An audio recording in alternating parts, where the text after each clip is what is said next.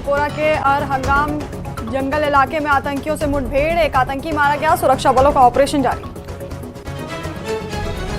BJP के राष्ट्रीय महासचिव तरुण चुग के बयान में कहा गया कि पीएम मोदी के नेतृत्व में जम्मू कश्मीर में आतंकवाद और आतंकवादियों की संख्या में कमी आई।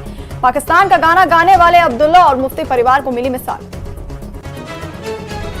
श्रीनगर में एक सड़क परियोजना को लेकर उच्च स्तरीय बैठक की अध्यक्षता केंद्रीय मंत्री नितिन गडकरी ने की। बैठक में केंद्रीय मंत्री जितेंद्र सिंह मौजूद रहे। प्रमुख राजमार्ग और सुरंग परियोजनाओं की समीक्षा की गई।